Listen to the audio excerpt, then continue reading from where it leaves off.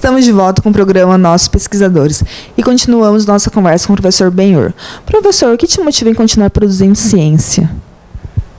Principalmente os desafios, né? Se você gosta de fazer ciência, você gosta de novos desafios. E a tecnologia, da maneira como ela tem evoluído, né? Então chama para desafios diferentes. E isso é uma característica de você querer fazer ciência, você ser curioso, querer se interessar em avançar determinado assunto. Então, e principalmente com essa área nova que nós criamos aqui dentro do Departamento de Engenharia Elétrica, né, que é a área um grupo de uma nova linha de pesquisa que nós temos feito aqui, que é relacionada a metamateriais e metasuperfícies, e as possibilidades que ela abre, as pesquisas em metamateriais abrem para a gente, entendeu? O desenvolvimento de novas tecnologias, de inovação tecnológica, isso é muito interessante, então isso é muito instigante. Então, o fato de ter começado isso e ter conseguido já resultados tão importantes, não é? Lembrando que, só para contextualizar um pouquinho, voltando um pouco no tempo aí, quando eu comecei a trabalhar efetivamente nessa pesquisa, uma tese de doutorado que eu orientei naquela época foi a primeira tese a ganhar o prêmio CAPES de tese, exatamente nessa área, em pesquisas relacionadas a metamateriais. Então isso foi muito legal. E isso permitiu que a gente ganhasse um pouco mais de visibilidade, né? E pesquisa o que você quer isso, que as pessoas, o público de modo geral, entendam o que nós estamos fazendo, para que se interessem pelas pesquisas que nós estamos fazendo. Até porque uma instituição pública, eles estão interessados em saber onde o dinheiro dos impostos são aplicados e de saber que o que nós estamos fazendo aqui, de fato, tem que e precisa ter um retorno para a sociedade de alguma forma. Então, fazer isso e trabalhar com essa área, que hoje é uma área de pesquisa que mais cresce, tem mais crescido, que é a área de metamateriais, então, é a área de conhecimento, né? Então, isso daí realmente me instiga muito e me motiva a querer continuar pesquisando nessa área. E é o que nós temos feito. Professor, quais são esses desafios de se fazer ciência atualmente? Olha, o que a gente tem sentido mais na carne, principalmente aqui, né, é que os recursos têm ficado muito mais difíceis, entendeu? Então, a gente é muito carente de recursos, a nossa área específica, ela precisa de recursos devido à complexidade das pesquisas que são desenvolvidas, da complexidade dos equipamentos que a gente precisa, principalmente, para poder desenvolver determinadas pesquisas. Então, isso acaba tornando, assim, atrasando muita coisa que a gente gostaria de fazer. Então é por isso que eu tenho procurado, se eu não consigo fazer aqui no Brasil, é tentar fazer com grupos que eu conheço e que fazem coisas similares lá fora, entendeu? Para que realmente a gente não fique atrás. Porque esse é o grande problema, é a gente ficar atrás, a gente não conseguir acompanhar o passo do que está acontecendo no mundo. Então a gente tem que se manter sempre atualizado, e isso é muito importante. Entendeu? E principalmente recursos humanos, eu acho que outro item dessa equação que a gente precisa, de fato, resolver é tentar atrair mais pessoas, porque esse campo de pesquisa é muito vasto e tem aplicação não apenas em eletromagnetismo, como as coisas que a gente tem feito aqui, mas em outras áreas, entendeu? Em ótica,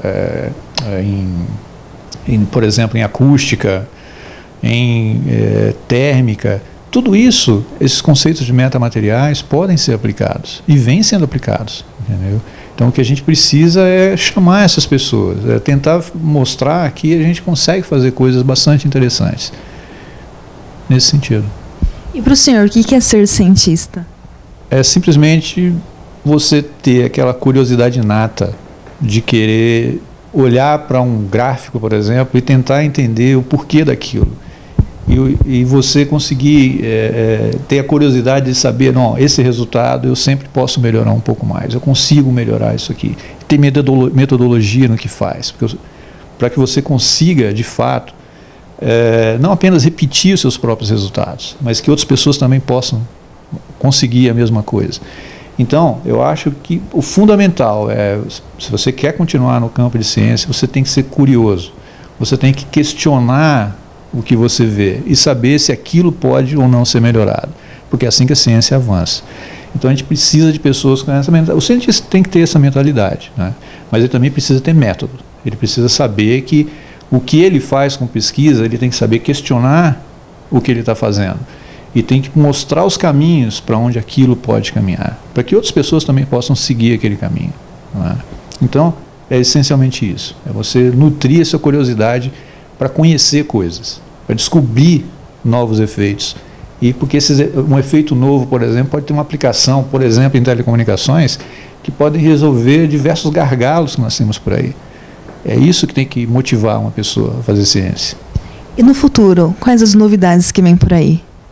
Olha, principalmente no que diz respeito a metamateriais, tem surgido bastante coisa. A parte de sensores que você pode utilizar, são sensores vestíveis. Então, isso, metamateriais tem dado uma contribuição enorme. Por exemplo, agora, que vocês vão poder ver lá embaixo, a parte de metasuperfícies, que é um tipo de metamaterial, só que bidimensional.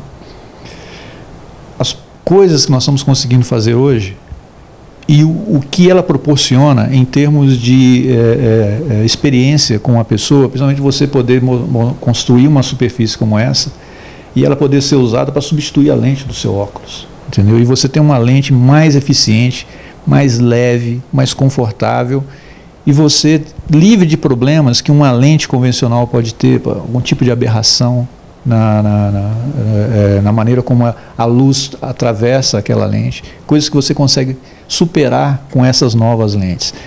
E além de tudo, para vocês terem uma ideia do impacto que esse tipo de tecnologia vai proporcionar, a maneira como elas são fabricadas, ela é compatível com a tecnologia CMOS, que é muito utilizada em circuitos integrados. E numa câmera de celular hoje, se você olha a parte ótica da câmera, você vai ver lentes mesmo ali, certo?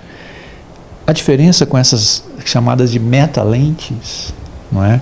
É que você pode substituir todo aquele conjunto óptico por uma metalente que já vem integrada dentro do seu do circuito que faz o tratamento da imagem no seu celular. Então você não teria mais esse problema e ajudaria inclusive a tornar o seu celular mais leve, mais fino. Então, o que está para vir por aí, principalmente relacionado ao conceito de metalentes, ou chamado também de ótica plana, porque as lentes são planares, são bidimensionais, essa vai ser uma grande evolução que as pessoas vão sentir rapidinho. Mas, professor, deixaria o celular mais caro? Não, de forma alguma.